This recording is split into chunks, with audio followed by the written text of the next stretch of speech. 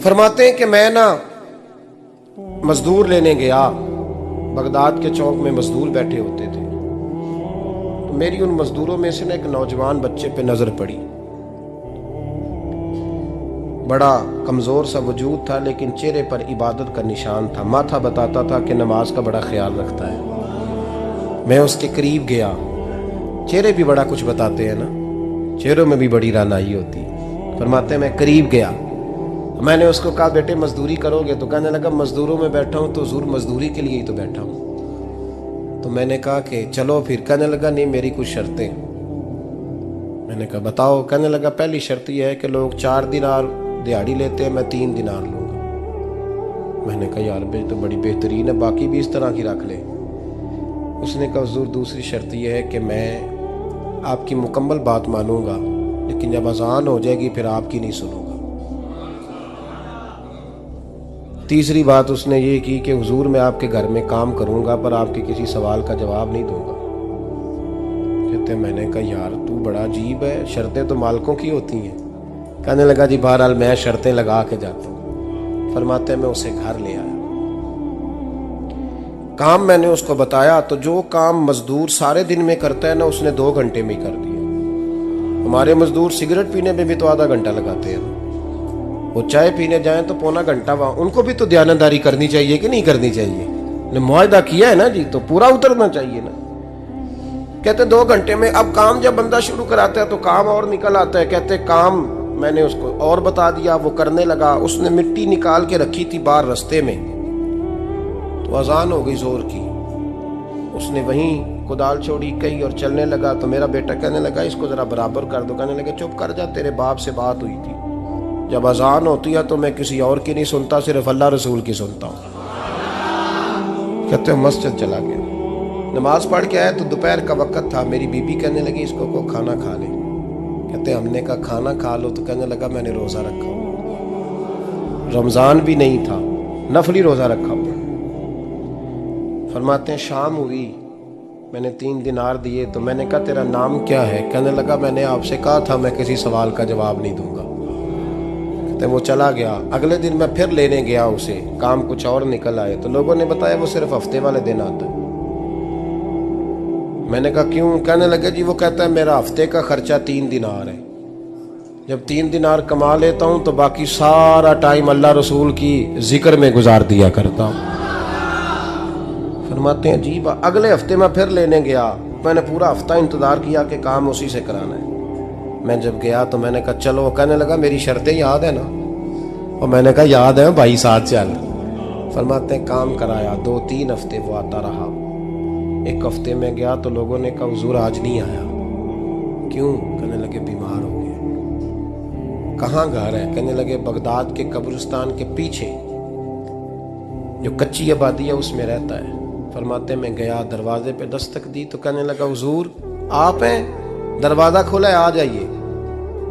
फरमाते हैं मैं अंदर गया तो मैंने कहा तुम्हें कैसे पता चला मैं आया हूँ? कहने लगा हुजूर अल्लाह वाले हो, आप नहीं आना था, वरना अमीर तो गरीबों का पता लेने कोई नहीं आते।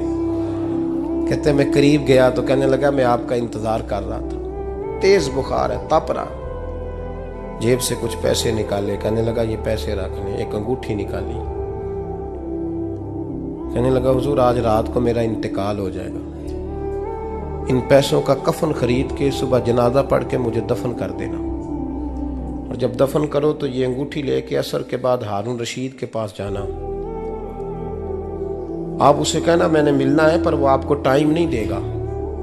आप उसको आवाज दीजिएगा कि तेरी एक अमानत है मेरे पास, फिर वो आपसे मिलेगा तो अंगूठी दे दें, फिर आप मेरी तरफ से फारिग हैं। हज़रत फरमाने लगे तेरा नाम? और कहने लगा हुजूर वक़्त थोड़ा है, आज रात मैंने जाना है, बड़ी लंबी माफ़ी मांगनी है रब करीम से, अगर मुनासिब समझे तो मुझे अपने रब से तन्हाई कर दे दे। फरमाते हैं मैं आ गया, पर उसकी बातों ने मुझे सारी रात सोने नहीं दिया। फरमाते हैं सुबह बड़ी मुश्किल से सूरज निकला, मैं गया, दरवाजे पे हाथ रखा तो दरवाज़ा खुला हुआ था। अंदर दाखिल हुआ तो खुशबुएं मेरा इस्तकबाल कर रही थी। जब चेहरे से कपड़ा हटाया तो उसका तो इंतकाल हो चुका। इंतकाल हो चुका है, ऐसे जैसे किसी का दीदार करके सोया। कहते मैं तो 2 आदमी ले गया था जनाजे पे, पर पता नहीं दुनिया किधर किधर से आई, कहां कहां से। अखा जदों मीटियां जमाना मैनू रोवेगा, अपना ते अपना बेगाना मैनू रोवेगा। फरमाते हैं मैं तो 2 बंदे ले गया था, पर पता नहीं मखलूक कहां कहां से आई। जनाजा पड़ा, दफन किया। हारून रशीद के पास में असर के बाद गया। मैंने बुलाना चाहा पर बादशाह था, मेरी तरफ देखा ही नहीं। मैंने उसको कहा तेरी ये अमानत मेरे पास है। फरमाते हैं मुझे कोने पे ले गया, क्या बात है, कमरे में बुलाया, मैंने अंगूठी दी। हारून रशीद तो चीखे मारने लगा, कहने लगा अंगूठी वाला कहाँ है। मैंने कहा वो तो इंतकाल कर गया। कहने लगा मुझे कब्र पे ले चल। कहते मैं कब्र पे लाया तो वो लेट गया, तड़प के रोने लगा। मैंने कहा मेरा कलेजा फट जाएगा, ना उसने कुछ बताया ना तूने बताया, ये कौन था। तो हारून रशीद कहने लगा ये मेरा बेटा था। मैंने कहा तेरा बेटा और मजदूर।